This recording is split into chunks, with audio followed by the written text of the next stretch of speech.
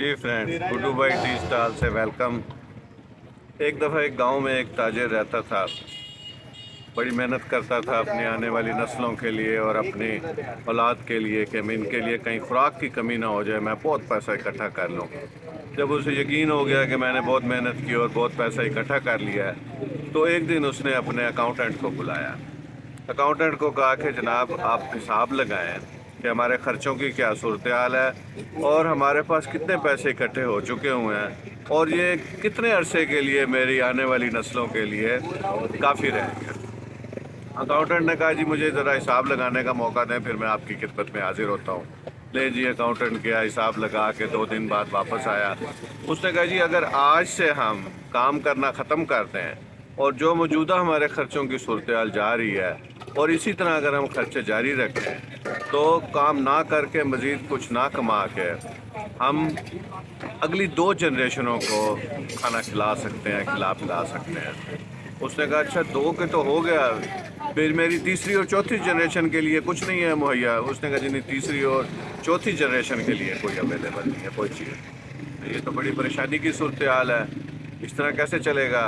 अब जनाब ताजिर साहब परेशान हो गए, सुबह शाम सोचों में गर्क, बीमार रहने लग गए, सेहत गिरने लग गई। एक दिन एक दोस्त उनका आया, उसने कहा मियाँ बड़े परेशान हो, क्या मसला है, बीमार बीमार भी लग रहे हो।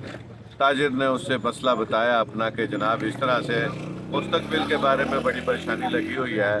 2 जनरेशनों के लिए तो खाने की चीज़ें मुयस्सर हैं, अगली 2 नस्लों के लिए, तीसरी और चौथी जनरेशन के लिए हमारे पास कोई फाइनेंस का सिस्टम नहीं बन रहा। दोस्त उसका मुस्कुराया, उसने कहा तुम्हारा मसला दवाइयों से, डॉक्टरों से हल नहीं होगा, और यहाँ पे पास ही एक अल्लाह वाला बंदा बैठता है, उसके पास चलते हैं, वो कोई ना कोई हमारा मसला हल करेगा। कल सुबह हम चलेंगे और तुम उसके लिए कुछ खाने पीने की चीज़ ले लेना, ताकि सुबह हम उनको नाश्ते के तौर पे पेश करेंगे। जाके पहुंच गए जी सुबह अल्लाह वाले बंदे के पास, उसको नाश्ता पेश किया।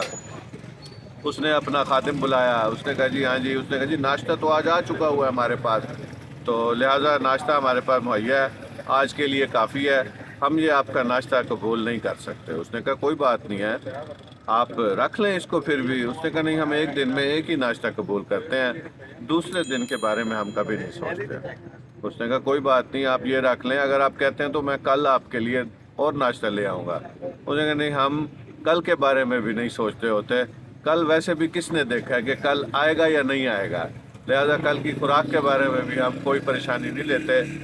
जो अल्लाह कल का दिन लाएगा वो अल्लाह हमारी खुराक का भी बंदोबस्त करेगा कल के लिए। वो बड़ा परेशान होता है, वो कहता है जी फाइनेंशियल के बारे में तो सोचना चाहिए मुस्तकबिल का। उसने कहा नहीं जी, हमारा ये कुलिया नहीं है।